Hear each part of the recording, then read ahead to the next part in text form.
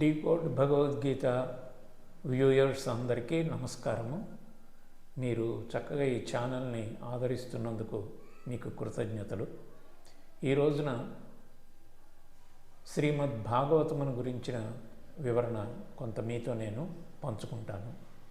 శ్రీమద్ భాగవతము అష్టాదశ పురాణాలలో ఒకటి. ఇది వేదవ్యాసుల వారి చేత వ్రాయబడింది. సంస్కృతంలో ఉన్నది. ఇది వేదవ్యాసుల వారు వ్రాసినటువంటి అష్టాదశ పురాణాల్లో భాగవతానికి విశిష్టమైనటువంటి స్థానం ఉంది. ఇది దీంట్లో శ్రీకృష్ణుని యొక్క లీలా విలాసాలు, ఆ అవతార తత్వాన్ని చక్కగా వర్ణించారు. వాటిలో అది బమ్మెర పోతన గారు తెలుగులో చక్కగా ఆంధ్రీకరించారు. అది ఆంధ్ర లోకానికి ఆయన చేసినటువంటి సేవ, అది మనం వెలువ కట్టలేనటువంటిది. ఇది తెలుగు వెలుగుల్ని ఆ భాగవతంలో ఆయన చక్కగా ప్రతిబింబించారు. దీనిలో మొదటి శ్లోకమునికి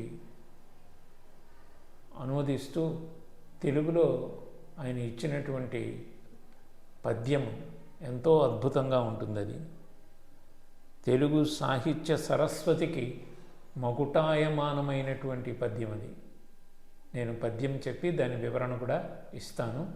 మంచి మనసుతో ప్రశాంతంగా దీన్ని విని దీన్ని ఆస్వాదించండి.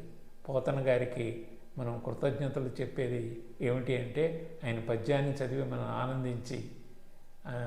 ఆనందించడమే ఆయనకి కృతజ్ఞతలు తెలపడం అన్నమాట.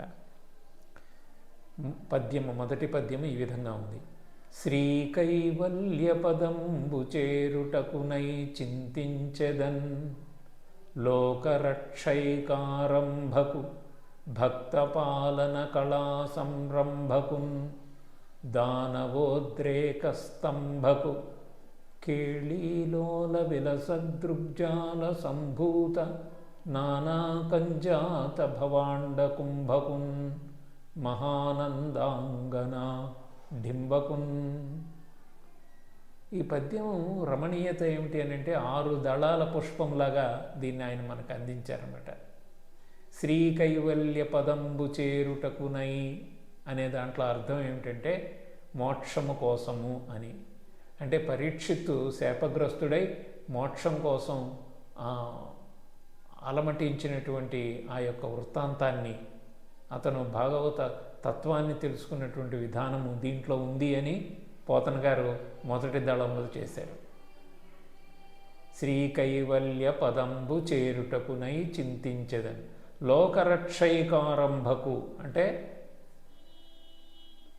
దుష్ట శిక్షణ శిష్ట రక్షణ చేయడానికి శ్రీమద్ మహావిష్ణువు ఎత్తినటువంటి అవతారాలు. అదే లోకరక్షైకారంభకు, లోకాన్ని రక్షించడం కోసం చేసినటువంటి ఆయన యొక్క అవతార ఘట్టాలు ఉన్నాయి దీంట్లో అని 2వ దళంలో తెలియజేస్తున్నారు. 3వది భక్తపాలన కళా సంరంభకున్, భక్తుల్ని రక్షించడానికి శీఘ్రముగా ఆయన చేసేటటువంటి ప్రయత్నాలు. సంరంభకున్ అన్న మాట వాడారు. అంటే దీంట్లో గజేంద్ర మోక్షం ఉంది అన్నది మనకు తెలుస్తోంది. 3 దళాలైనవి. భక్తపాలన కళా సంరంభకున్ దానవోద్రేక స్తంభకు అన్నారు. దానవుని యొక్క ఉద్రేకాన్ని స్తంభింపజేసినటువంటి వామన అవతారం యొక్క విశిష్టత ఉంది. బలిచక్రవర్తి ఇంద్రుణ్ణి జయించి మొత్తము రాక్షస సామ్రాజ్యాన్ని స్థాపించాలని పూనుకున్నప్పుడు అతని యొక్క ఉద్రేకాన్ని స్తంభింపజేసినటువంటి వామనావతారము దీంట్లో 4వ దళంలో చెప్పారు. కేళీలోల విలసదృగ్జాల సంభూత నానాకంజాత భవాండ కుంభకున్. కేళీలోల అంటే విశ్వవ్యాపకత్వమైనటువంటి విష్ణుతత్వాన్ని కూడా అనేక ఉదంతాల ద్వారా దీంట్లో నేను తెలియచేస్తున్నాను అనేది ఒక దళంలో పెట్టారు. ఆఖరిది మహానందాంగనా డింబకున్ అన్నారు. మహానందాంగనా డింబకున్ అంటే నందాంగనా డింబకున్, నంద అంగన అంటే యశోదాదేవి.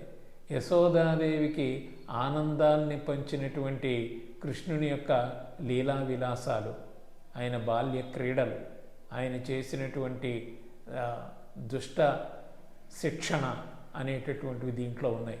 అంటే ఒక పద్యములో, చిన్ని పద్యములో భాగవతంలో ఏమేమి ఉదంతాలు ఉన్నవి అన్నవి 6 దళాలుగా ఒక పద్యములో చిత్రీకరించడం అది పోతన గారికే చెల్లుబాటు అయింది. మొదటి పద్యము ఈ విధంగా నేను మీతో పంచుకున్నందుకు చాలా సంతోషంగా ఉన్నది. ఇంకా మిగతా ఎపిసోడ్స్లో భాగవత వివిధ ఘట్టాల్లోని ఒక్కొక్క పద్యాన్ని, దాంట్లో ఉండేటటువంటి రస ఆవిష్కరణని, భక్తిభావాన్ని మీతో పంచుకోవడానికి నేను ముందుకు వస్తున్నాను. మీరందరూ దీన్ని తప్పక విని అందరితో షేర్ చేయండి, సబ్స్క్రైబ్ చేయండి. ఈ ఛానల్ని ఇంకా అందరికీ ఉపయోగపడేలాగా మంచి సాహిత్యాన్ని, మన వేదాంత తత్వాల్ని తెలుగునాట పంచడానికి నేను మీ ముందుకు వస్తున్నాను. మీ అందరికీ శుభమగుగాక. స్వస్తి.